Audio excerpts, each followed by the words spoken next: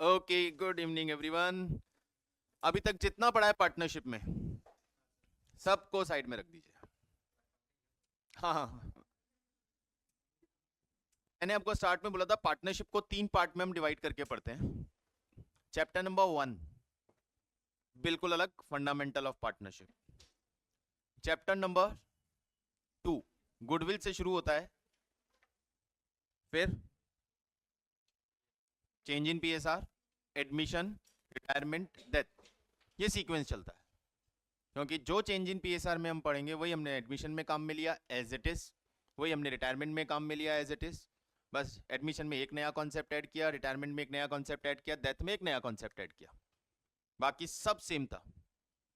अब तीसरा सेगमेंट जो है पार्टनरशिप का, कि पहले में तो पार्टनरशिप फॉर्म हो रहा था, दूसरे में पार्टनरशिप रिकॉन्स्टिट्यूट हो रहा था, और अब पार्टनरशिप डिसॉल्व हो रहा है।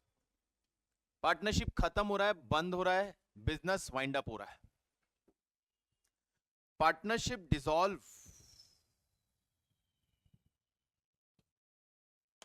मतलब क्या हुआ? Winding up of business.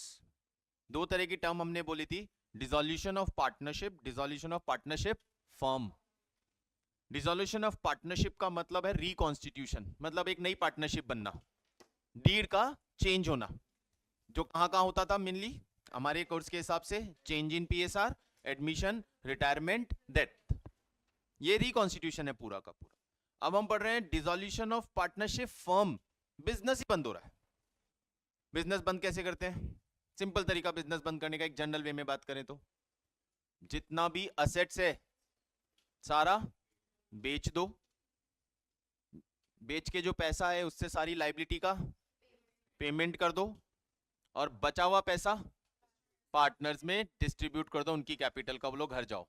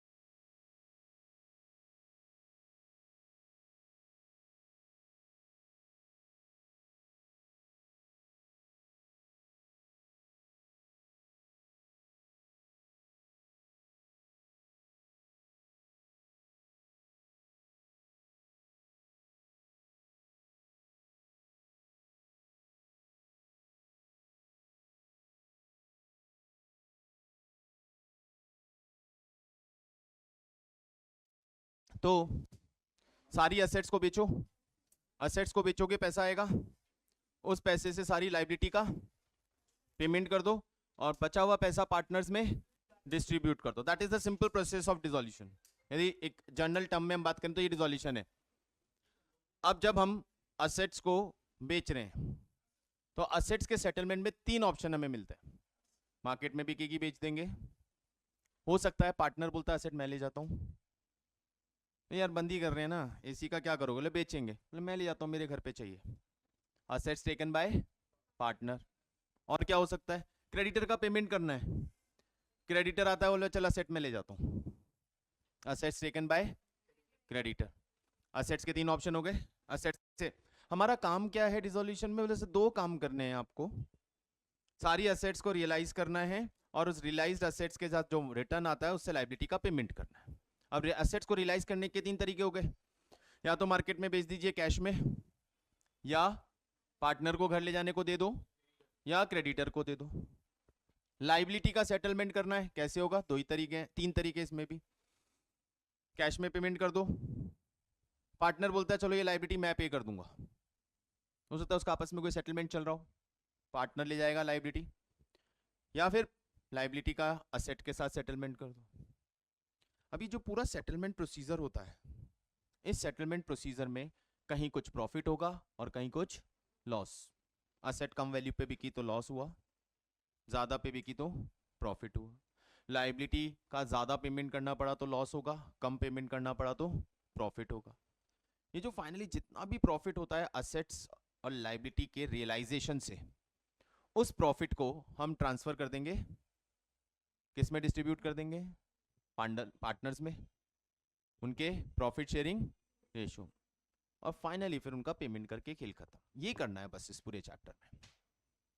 Normally आपके पास एक चैप्टर से एग्जाम में 2 तरह में से एक क्वेश्चन आता है। क्वेश्चन कंफर्म है, आपको 6 मार्क्स का एक गारंटी क्वेश्चन मिलेगा, कंफर्म एक क्वेश्चन मिलेगा। अब क्वेश्चन 2 तरह से आता है, या तो आपको असेट्स और लायबिलिटी के रियलाइज वाले पार्ट पे क्वेश्चन आता है जिसमें हम रियलाइजेशन अकाउंट बनाते हैं, और या फिर आपको जर्नल एंट्री पे क्वेश्चन आता है कि जो भी ट्रांजैक्शंस हुए इनकी जर्नल एंट्री बनाओ। नॉर्मली 6 जर्नल एंट्रीज आती हैं, 1 मार्क्स ईच। नॉर्मली ये पैटर्न है फिक्स, और कुछ भी नहीं आएगा। एक detail question, realisation, capital account, ये सब कुछ इतना बड़ा बन ही नहीं सकता, टाइम बहुत कंज्यूम होता है। जो सीए फाउंडेशन का प्लान कर रहे हैं, जो कर रहे हैं, वहां भी ये पूरा चैप्टर एज इट इज है, जितना अभी हमने बात किया प्लस कुछ एक्स्ट्रा आएगा। वहां कंप्लीट क्वेश्चन आता है पूरा फर्म को डिसॉल्व करने का। तो डिसॉल्यूशन स्टार्ट करें, स्टेप बाय स्टेप चीजें बता रहा हूं। मेन सारा प्रॉब्लम जर्नल एंट्री को अंडरस्टैंड करने का है। स्टेप बाय स्टेप नोट करते चलिएगा।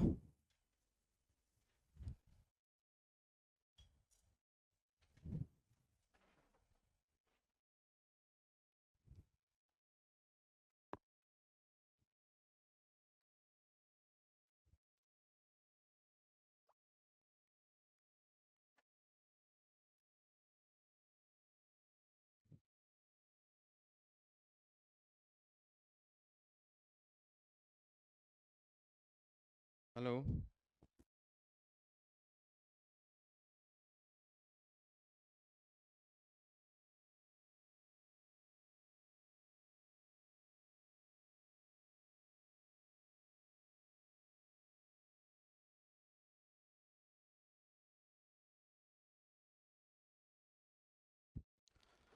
according to section 39 of Partnership Act 1932, the dissolution of partnership firm between all the partners of a firm is called the dissolution of the firm. That means the act recognizes the difference in the breaking of relationship between all the partner of a firm and between some of the partners, and it is the breaking or discontinuance of relationship between all the partners which is termed as dissolution of partnership firm. बात कर चुके हैं। Dissolution of firm और dissolution of partnership, इन दोनों के बीच का difference मैं बता चुका हूं। फर्म का डिसोल्यूशन मतलब रिलेशनशिप खत्म, पार्टनरशिप का डिसोल्यूशन मतलब रिलेशनशिप में change.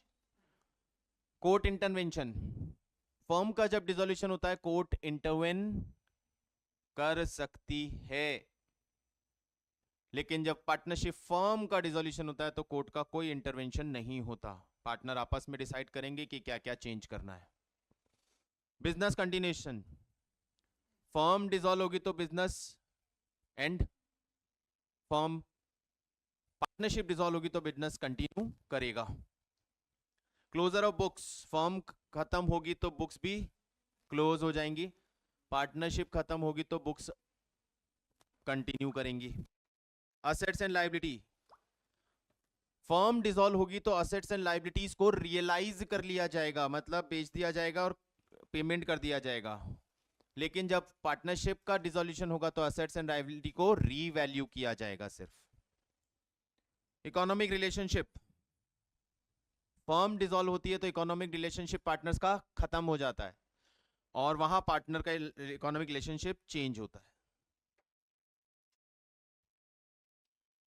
Theory question MCQ point of view से, modes of dissolution of firm, firm कैसे कैसे डिसॉल्व की जा सकती है, फर्म कैसे कैसे डिसॉल्व होती है।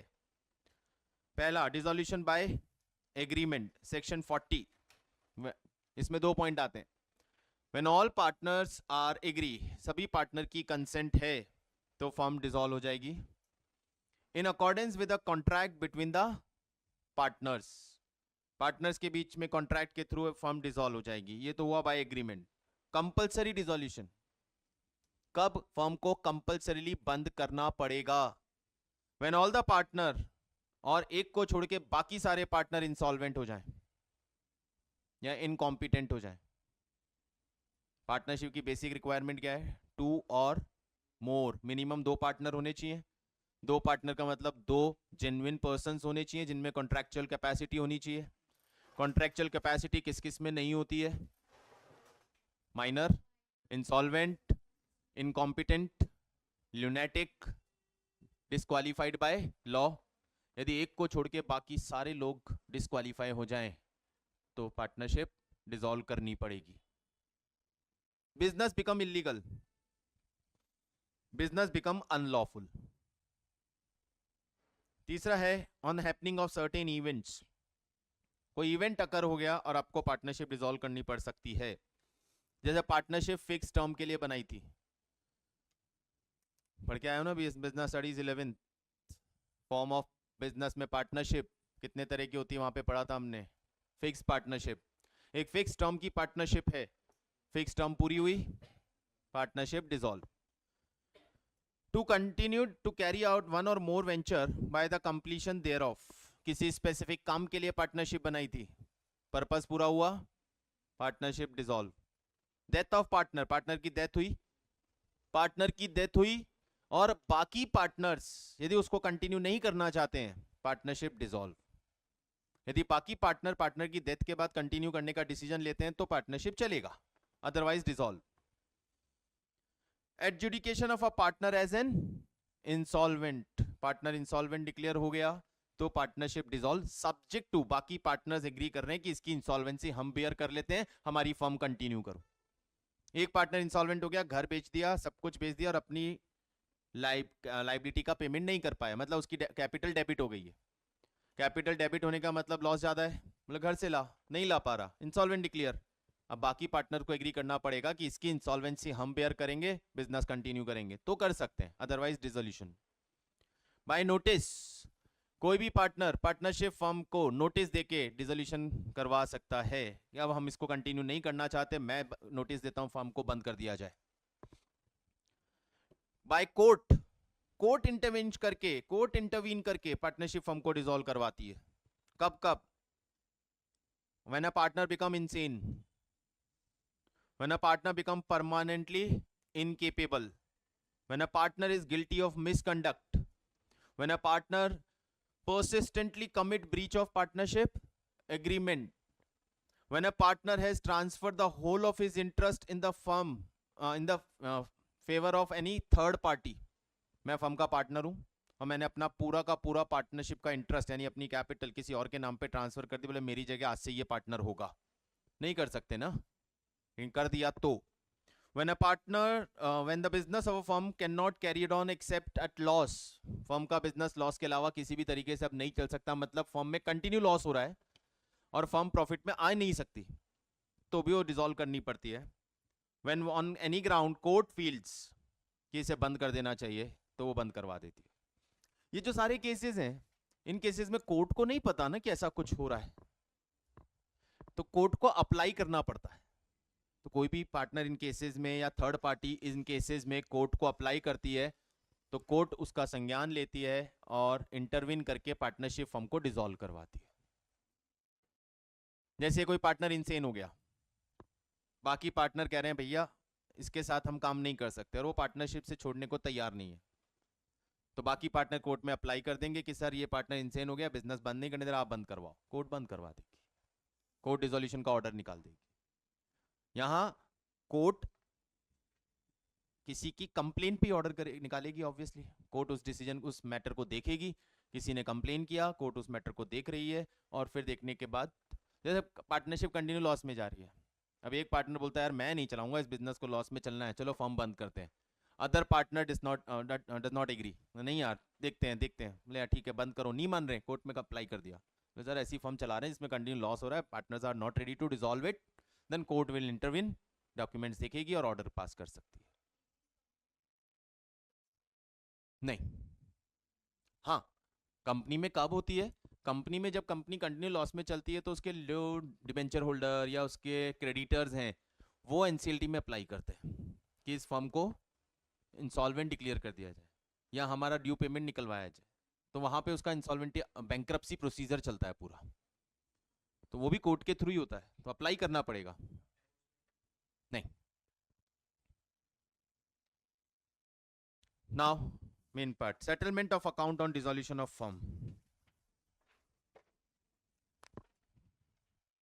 ये भी याद रखने के लिए, ये प्रोसीजरल पार्ट नहीं है, ठीक है, ये आपको ध्यान रखने के लिए, आपके सिलेबस के अकॉर्डिंग ऐसा नहीं करना पड़ेगा। Section 48 of Indian partnership act क्या बोलता है, बिजनेस के जितने भी लॉसेज हैं डिसोल्यूशन के टाइम पे, वो लॉसेस किससे सेट ऑफ होंगे, वो लॉसेस कौन सेट ऑफ करेगा। तो सबसे पहले तो यदि आपके बिजनेस में प्रॉफिट पड़ा है, लॉसेस प्रॉफिट से सेट ऑफ करो, बिजनेस का प्रॉफिट खत्म हो गया तो वो लॉसेस पार्टनर्स की कैपिटल से सेट ऑफ करो, और पार्टनर की कैपिटल भी खत्म हो गई फिर भी लॉसेज हैं, तो फिर पार्टनर अपने घर से पर्सनल असेट से पैसा लाएंगे और उसे सेट ऑफ करेंगे। इंडिविजुअली पार्टनर विल बेयर, पहले फर्म के प्रॉफिट से, फिर पार्टनर की कैपिटल से, और पार्टनर की कैपिटल भी खत्म हो गई और फिर भी लॉसेज हैं, तो पार्टनर अपनी पर्सनल असेट से, that is the main problem of partnership firm, unlimited liability. किस ऑर्डर में पेमेंट होता है, फर्म डिसॉल्व होती है तो पेमेंट का ऑर्डर क्या है, फर्म डिसॉल्व होती है तो पेमेंट का ऑर्डर क्या है, कैसे कैसे असेट्स का पैसा पेमेंट किया जाता है, असेट्स बेच दिए पैसा आ गया, सबसे पहले किसका पेमेंट होगा, एक्सटर्नल लायबिलिटी का, creditors, bank overdraft, external loan, dues, outstanding expenses, external liability का पहले पेमेंट होगा, फिर पैसा बचा तो पार्टनर के लोन का पेमेंट होगा, फिर पैसा बचा तो पार्टनर की कैपिटल का पेमेंट होगा, और कैपिटल पे करने के बाद भी पैसा बच गया तो पीएसआर में पार्टनर्स में डिस्ट्रीब्यूट कर दिया जाएगा। सिंपल ऑर्डर है एक्सटर्नल लायबिलिटी। इसमें मैं दो बात और एक्सटेंड करूंगा, that is not in your syllabus but फिर भी ऐड करूंगा। पहला पेमेंट डिसॉल्यूशन एक्सपेंसेस का होता है, कि डिसॉल्व करने जा रहे हो तो पूरा एक प्रोसीजर फॉलो करना पड़ेगा, एक्सपर्ट्स अपॉइंट करने पड़ेंगे, ब्रोकर्स लाने पड़ेंगे जो एसेट्स को बेच पाए, तो पहले उनका सारा खर्चा पे करना है। फिर गवर्नमेंट के ड्यूज यदि पेंडिंग चल रहे हैं तो आपको गवर्नमेंट ड्यूज पे करने हैं, टैक्सेस कुछ बाकी चल रहे हैं तो। फिर सिक्योर्ड क्रेडिटर्स का पेमेंट करना है जिनको आपने अपनी असेट्स हाइपोथिकेट की हुई है। फिर अनसिक्योर्ड लायबिलिटी, फिर यहां पे आ जाते हैं थर्ड पार्टी, एंड देन इस तरह से ये पूरा पेमेंट प्रोसीजर। अगेन ये पार्ट भी हमारे लिए एक ही तो है, देखना 12th की निकालना है इसमें से, एक ही यही है। अरे तुम क्या देख रहे हो, ये नहीं है, अरे ये नहीं है यार, ये तो इंटर की बुक है, ये भी इंटर की है, ये भी इंटर की है। तेरे पास 12th की बुक है, तेरे को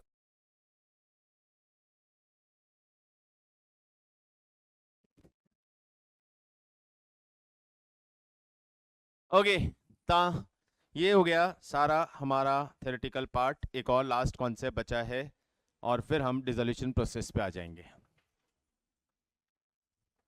private debt and firm's debt, firm's property assets shall be applied first in payment of firm's debt. क्या मतलब है, मैं वैसे वर्बली बता देता हूं. एक पार्टनर के पास दो तरह की लायबिलिटी होती है, एक फर्म की लायबिलिटी, एक उसकी पर्सनल लायबिलिटी. उसकी प्राइवेट असेट्स जितनी भी है, पर्सनल असेट्स, उसका क्या यूज होगा, कैसे यूज होगा. हमने बोला अनलिमिटेड लायबिलिटी. अनलिमिटेड लायबिलिटी का मतलब क्या है, किस चीज के लिए? फर्म के ड्यूज को पे करने के लिए. फर्म की असेट्स कम पड़ जाए तो फिर आपको अपनी पर्सनल असेट्स बेच के पैसा देना पड़ेगा. पर पर्सनल असेट बेच के कौन सा पैसा? पर्सनल असेट बेच के पहले आप अपने उससे पर्सनल लायबिलिटी का पेमेंट करोगे, फिर जो पैसा बचा वो फर्म की लायबिलिटी के पेमेंट के काम में आएगा. एक पार्टनर को 5 लाख रुपए फर्म में देने हैं, सपोज डेबिट बैलेंस हो गया कैपिटल अकाउंट का, उसको 5 लाख फर्म में देने हैं. उसने अपनी सारी पर्सनल असेट्स बेची 7 लाख रुपए में, बट उसके 4 लाख के खुद के भी लोन थे, पर्सनल लोन. तो पहले वो 7 लाख के असेट्स बेच के 4 लाख के खुद के लोन पे करेगा, बचा हुआ 3 लाख रुपए फर्म में देगा. यहां यही पॉइंट है, फर्म्स प्रॉपर्टी और असेट्स है वो फर्म के डेट पे करेगी. पार्टनर की प्राइवेट प्रॉपर्टी पहले पार्टनर के प्राइवेट डेट पे करेगी और उसके बाद बचे हुए पैसे से फर्म के डेट पे किए जाएंगे.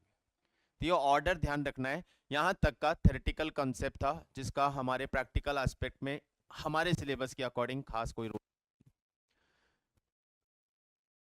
यहां से हमारा चैप्टर शुरू होता है और अब आपको जर्नल एंट्रीज ही बनानी है सारी, procedure bye procedure. Step number 1, open the following account. पहले आप ये 4 अकाउंट देखो, एक चीज समझना. एक बैलेंस शीट इमेजिन करो पार्टनरशिप फर्म की. असेट साइड क्या क्या दिखेगा?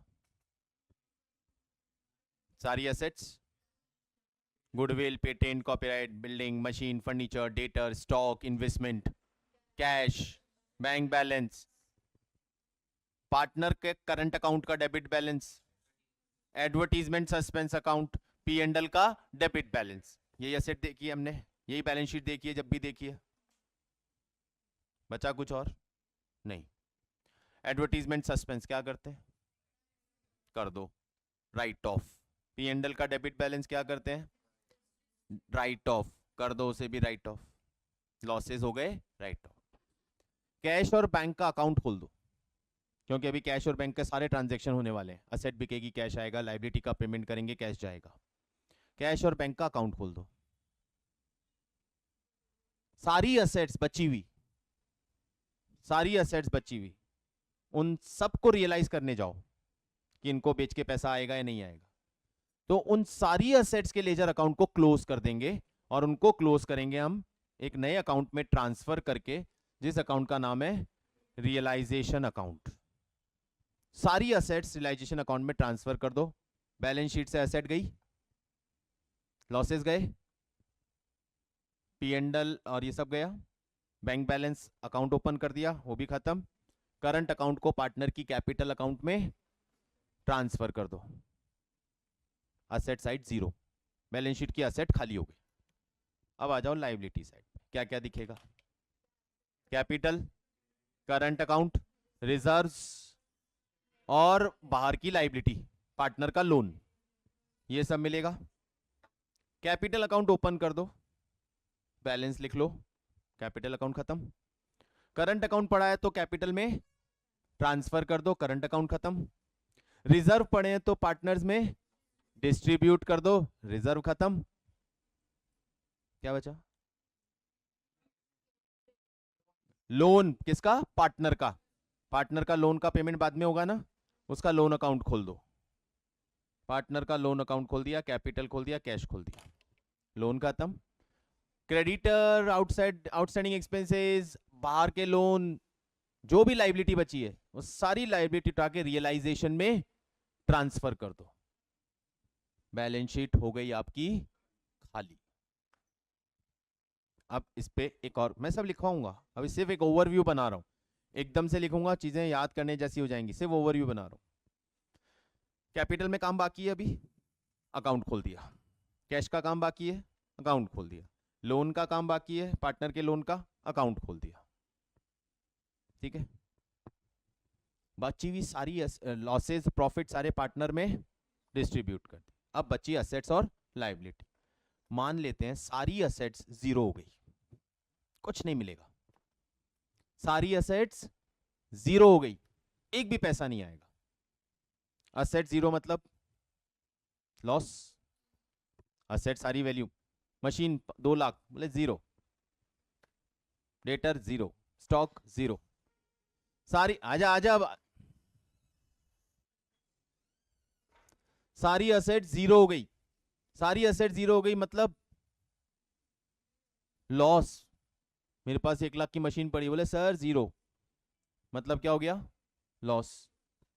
लॉस, असेट्स लॉस होगी तो एंट्री क्या बनती है, 1 लाख की मशीन वैल्यू हो गई zero, P and L account debit to machine, very good. 1 lakh की मशीन वैल्यू हो गई जीरो, एंट्री बनाओगे P and L account debit to machine, perfect. Liability वो भी जीरो हो गई। क्रेडिटर का पेमेंट बोले नहीं करना, क्या हुआ, प्रॉफिट, क्या एंट्री बनाओगे, creditor account debit to P and L, very good. Asset zero, liability भी जीरो। अब यहां पी एंडल नहीं खोलूंगा मैं पी एंडल की जगह उस अकाउंट का नाम चेंज कर, मैंने पी एंडल की जगह उसको नाम क्या दे दिया, रियलाइजेशन अकाउंट। ये रियलाइजेशन अकाउंट हमारा पी एंडल का काम करेगा, यूं समझ लो, प्रॉफिट लॉस का काम कर रहा है। प्रॉफिट हुआ रियलाइजेशन में, लॉस हुआ रियलाइजेशन में डाल दो। अब असेट सारी जीरो करनी है तो लॉस, असेट्स को ट्रांसफर करो रियलाइजेशन में और जीरो कर दो, राइट ऑफ। लाइबिलिटी सारी जीरो करनी है मतलब प्रॉफिट रियलाइजेशन में ट्रांसफर करो, जीरो कर दो। आपकी बैलेंस शीट खाली है। अब असेट्स को लॉस मान लिया, लाइबिलिटी को प्रॉफिट मान लिया, खत्म कर दिया। रिजर्व सरप्लसेस पार्टनर में बांट दिए, लॉसेस पार्टनर में बांट दिए। 4 अकाउंट खुले हुए हैं अब मेरे पास सिर्फ। कौन से 4 अकाउंट खुले हुए हैं, realisation, loan, capital, cash, 4 account बचे हैं मेरे पास। इमेजिन करते हुए चलो चीज को, सिर्फ इमेजिन करो चीज को। मशीन थी आपके पास 1 लाख की, थी ना, क्या किया उसको आपने, जीरो मान लिया, लॉस हो गया, खत्म। अब वो मशीन बिक गई, अब वो मशीन बिक गई, मान लो वो बिकी 1.5 लाख में, कितना प्रॉफिट, पूरा 1,50,000 का प्रॉफिट होगा। क्यों, क्योंकि जीरो मान लिया था। ये कॉन्सेप्ट समझ में आ गया ना, आपके लिए बहुत आसान हो जाएगी चीजें। ये थोड़ा डिफरेंट तरीके से बता रहा हूं, करने का तरीका ऐसा है नहीं, वो बात ये नहीं हो रही, लेकिन तरीका ये, मशीन को मैंने जीरो मान लिया था, वो हो गया था लॉस। अब वो 1.5 लाख में बिक गई तो क्या हुआ, प्रॉफिट हुआ। कितना प्रॉफिट हुआ, पूरा 1.5 लाख का प्रॉफिट, पूरा 1,50,000 का। क्यों, मशीन तो जीरो थी हमारे लिए। अब वो जितने में भी बिकेगी, मान लो मशीन 80,000 में बिकी तो भी प्रॉफिट कितना, 80,000।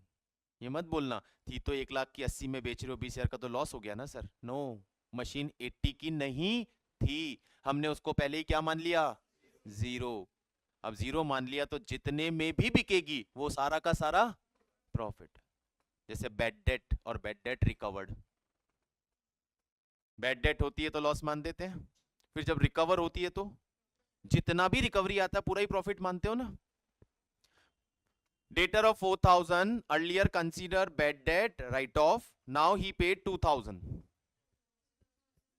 Bad debt cash account debit to bad debt recovered. 2,000 से एंट्री करते हो ना, ये तो नहीं बोलते हो 4,000 बाकी थे 2,000 ही दे रहा है, 2 का लॉस हुआ, सॉरी, पहले आपने पूरा 4,000 को क्या मान लिया था, जीरो।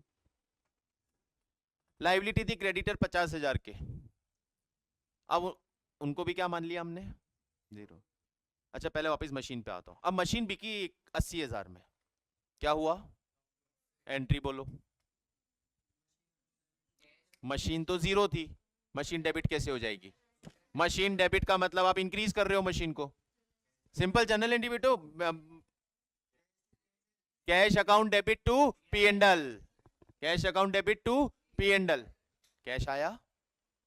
क्या है कैश? किस चीज का कैश है ना? प्रॉफिट है. मशीन का कैश नहीं है, प्रॉफिट है. ये से 2-3 दिन यही बोलता रहूंगा ताकि आपके दिमाग में ये ऐसा बैठ जाए. ये इतनी बढ़िया तरीके से मैं गारंटी बोल रहा हूं सारी एंट्री करेक्ट कर दोगे. मशीन को जीरो माना. मशीन को जीरो मान के यानी लॉस माना. लॉस मान के कहां फेंक दिया? रियलाइजेशन में. अब वो बिक गई तो 80,000 का प्रॉफिट हुआ पूरा का पूरा. बिकी तो कैश आया. Cash account debit. कैश किससे आया है? प्रॉफिट से, मशीन से नहीं. Cash account debit to P and L. P and L नहीं है सर हमारा यहाँ, तो रियलाइजेशन है. तो machine cash account debit to realisation. और लेता हूं. डेटर थे मेरे 50,000 के. क्या मान लिए? जीरो. अब डेटर से कलेक्शन आया. बोले सर 40,000 का डेटर से कलेक्शन आ गया. डेटर से कलेक्शन आया कितना? 40. Entry cash account debit. Cash आया किस चीज का? प्रॉफिट का. अब डेटर से नहीं आया, प्रॉफिट आया है क्योंकि डेटर तो जीरो हो गए थे. Entry cash account debit to realisation. Profit सारा रियलाइजेशन में जाएगा. क्रेडिटर पेमेंट करना था 50,000. मैंने क्या मान लिया उनको? जीरो. अब पेमेंट करने गए और उनको पेमेंट कर दिया 40. बोले सेटल. 40 में ही सेटल. Creditor settled in 40,000. हो गए. क्या हो रहा है? क्रेडिटर का पेमेंट कितना? 40. अब क्रेडिटर को पेमेंट करना पड़ रहा है सर. कैश जा रहा है कहां? लॉस हो रहा है. कैश जा रहा है तो कैश आ रहा है तो प्रॉफिट. कैश जा रहा है तो लॉस. बस ये सोचना है. मशीन असेट भी की, कैश आ रहा है प्रॉफिट. लायबिलिटी का पेमेंट किया, कैश जा रहा है loss. Entry realisation account debit to cash account. यहां तक कोई प्रॉब्लम आई? पक्का ना? सोच के चलो. मैं कई दिनों से एक बात आपको बोलता चल रहा हूं. स्टार्ट में ही बोला, मैंने बोला मार्क करके लिख देना हर जगह. If partner taken the asset capital decrease होती है, और if partner taken the liability capital increase होती है. तो पता है ना, पार्टनर असेट ले गया बिजनेस की तो उसकी कैपिटल डिक्रीज होगी, डेबिट करनी पड़ेगी. ठीक है, आओ वापस. 50,000 का स्टॉक पड़ा था बिजनेस में. पार्टनर ने बोला चल ये स्टॉक मेरे को दे दे, 40,000 रुपए देता हूं. Partner took over stock of 50,000 इन 40,000. गलत बोला. 10,000 का लॉस आपने. ये बोल रहा हूं मैं 10 बार बोलूंगा तब भी आप तब जाके उस लाइन पे आओगे. पूरी बैलेंस शीट जीरो कर दी है बाबा. पूरी बैलेंस शीट जीरो कर दी है मैंने. पूरी बैलेंस शीट जीरो. स्टॉक को भी तो जीरो मान लिया, डेटर को जीरो मान लिया, मशीन को, बिल्डिंग को, गुडविल को, पेटेंट को, इन्वेस्टमेंट को, सबको जीरो मान लिया. अब 50,000 का stock taken by partner eight 40,000. क्या हो रहा है? 40,000 का प्रॉफिट. प्रॉफिट में क्या क्रेडिट होता है? रियलाइजेशन. कौन ले गया stock? Asset taken by partner. Partner की कैपिटल डिक्रीज होगी मतलब debit. Entry partners capital account debit to realisation. सिर्फ लॉजिक से एंट्री याद मत करना, कोशिश भी मत करना. बहुत सारी वैरायटी है. 150-200 एंट्री तो मैंने डाल रखी है नोट्स में इन्हीं सारी चीजों पे. सिर्फ ये कॉन्सेप्ट समझना.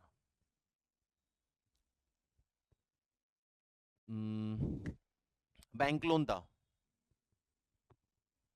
बैंक ने बोला एक काम करते हैं. 50,000 का बैंक लोन था. बैंक ने बोला एक काम करता है, आपका एसी है ना, चलो ये एसी ले लेता हूं मैं बैंक लोन के लिए.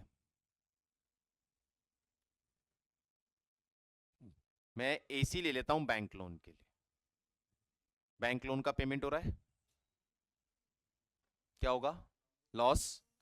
एसी बिक रहा है, प्रॉफिट। लॉस पे रियलाइजेशन डेबिट, एसी के बिकने पे प्रॉफिट रियलाइजेशन क्रेडिट, रियलाइजेशन से रियलाइजेशन कैंसिल, नो एंट्री। भाई एसी जीरो है, बैंक लोन जीरो है, जीरो जीरो से खुश हो रहा है, ले जा। मेरे लिए तो एसी की भी वैल्यू जीरो है, सारी ट्रांसफर सारी असेट लाइबिलिटी जीरो हो चुकी है, मेरे लिए तो एसी की भी वैल्यू जीरो, मेरे लिए बैंक लोन भी जीरो, मुझे एक जीरो का पेमेंट करना नहीं है और एक जीरो से पेमेंट आना नहीं है, जीरो से जीरो कैंसिल, खुश, नो एंट्री। लॉजिक समझ में आ रहा है? अब मैं बोलता हूं, कोशिश करना, याद रखना पहली चीज हम क्या कर चुके हैं, सारी असेट्स सारी लाइबिलिटी जीरो कर चुके हैं। क्या जीरो नहीं हुआ है अभी तक? कैपिटल, पार्टनर का लोन और कैश बैंक, ये तीन अभी तक जीरो नहीं है, इनके अकाउंट खुले पड़े हैं, बाकी सारे जीरो हो चुके हैं। Building of 2 lakh sold in 3 lakh, building of 2 lakh sold in 3 lakh, cash account debit to realization, कोई doubt? Very good. Machine of 5 lakh sold in 3 lakh, cash account debit to realization, कितना? 3 lakh, जितने में बिका। Stock of 1 lakh taken by partner in 80,000, stock of 1 lakh taken by partner in 80,000, partners capital debit, partner asset जब भी लेगा capital debit to realization, profit हुआ। A creditor of partner agreed to pay 20,000 to a creditor, partner agreed to pay a creditor of 20,000, creditor का payment हो रहा है तो क्या हो रहा है? Loss, realisation debit. कौन पेमेंट कर रहा है? पार्टनर। पार्टनर यदि लाइबिलिटी का पेमेंट करेगा तो उसकी कैपिटल इंक्रीज होगी, entry, realisation account debit to partners capital. अब इतनी सारी एंट्रीज हमने बोली, एक बार सारी एंट्रीज को सोच के देखो, सारी एंट्रीज को सोच के देखो, सारी एंट्रीज में सिर्फ 3 अकाउंट का ही खेल चल रहा है, कैश, रियलाइजेशन, पार्टनर्स कैपिटल, और कोई नाम ही नहीं आ रहा है, क्योंकि सारे पहले ही जीरो हो चुके। 3 ही अकाउंट खुले हैं ना मेरे पास, 3 ही अकाउंट खुले हैं तो 3 से ही एंट्री होगी, 3 अकाउंट खुले हैं, सिर्फ 3 अकाउंट से एंट्री होगी सारी। एक चीज जो सबसे बड़ी गलती होती है इस चैप्टर में, मशीन बिकी तो मशीन याद आने लग जाती है, डेटर का पेमेंट हुआ डेटर याद आने लग जाते हैं, लेकिन अब आपको याद नहीं करने हैं। क्या पता है आपको? जितनी भी एंट्रीज आएंगी ना एग्जाम में, वो सारी एंट्रीज सिर्फ 3 अकाउंट से बनेगी, या तो उसमें कैश होगा या पार्टनर कैपिटल होगा और दूसरी तरफ हमेशा रियलाइजेशन होगा। इतना सा कर दिया चैप्टर छोटा, बिल्कुल छोटा सा कर दिया चैप्टर। 3 अकाउंट से एंट्री करनी है जिसमें एक अकाउंट हमेशा रियलाइजेशन होगा और दूसरी तरफ कैश होगा या कैपिटल होगा। गलती से भी एंट्री पढ़ के एंट्री करते वक्त, पेन चलाते वक्त दिमाग में कोई तीसरी चीज आए तो याद करना, भैया 3 के अलावा कुछ नहीं आता, रुक हम गलत कर रहे हैं, 3 ही आएंगी। गोडाउन में गए, बंद कर रहे थे बिजनेस, वहां एक एलईडी मॉनिटर मिला, अरे यार बेच देते हैं इसको भी, 5,000 में बिक गया। Entry, cash account debit to realisation, cash आया, प्रॉफिट हो गया। एक मोटरसाइकिल पड़ी थी अनरिकॉर्डेड, बुक्स में एंट्री नहीं थी, बैलेंस शीट में थी नहीं मोटरसाइकिल, 20,000 में बिक गई, cash account debit to realisation. दुकान बंद कर रहे हैं, बिजनेस उड़ा रहे हैं, तो एकदम एम्प्लॉय, सर सर सर मेरा 20,000 का सैलरी बाकी है, भूल गए क्या? बैलेंस शीट में थी नहीं, बैलेंस शीट में आउटस्टैंडिंग एक्सपेंसेस नहीं थे, अभी वो मांगने आ गया, पेमेंट करना पड़ेगा, entry realisation account debit to cash. एक अनरिकॉर्डेड साइकिल पड़ी थी, पार्टनर ने कहा चल 2000 में मैं ले जाता हूं, पार्टनर्स कैपिटल टू बिकी, प्रॉफिट हुआ, रियलाइजेशन क्रेडिट, कैसे बिकी, कैश में या पार्टनर के, पार्टनर, तो पार्टनर कैपिटल।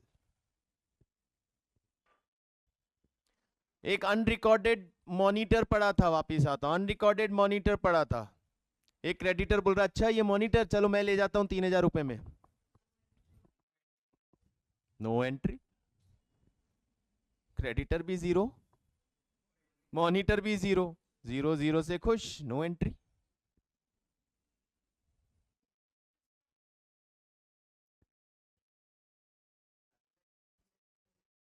चलो नहीं करते, चेंज कर रहा हूं, थोड़ा सा एक लेवल बढ़ा रहा हूं, इन्होंने टोका चेंज, एक लेवल बढ़ा रहा हूं। A creditor of 5000, a creditor of 5000 took over the unrecorded cycle in full settlement। अब मुझे कोई फर्क नहीं पड़ता, नो एंट्री है तो दोनों जीरो। अब चेंज कर रहा हूं, स्टेटमेंट सुनना, creditor of 5000 took over the motorcycle in part payment for 3000, balance in cash,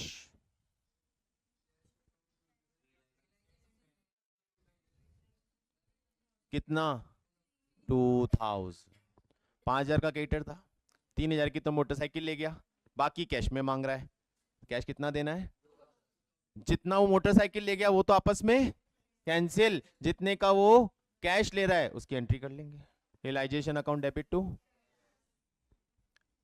समझ में आ रहा है ना? यदि ये कॉन्सेप्ट आपके दिमाग में बैठ गया ना कि हमें ऐसे करनी है हमें एंट्री, चैप्टर का 70-80% काम हो गया, क्योंकि एंट्री बननी 3 चीजों से। क्लियर? कल इस चैप्टर को प्रॉपर्ली जनरल एंट्री से स्टार्ट करेंगे, आज के लिए काफी है, bye, see you, thank you.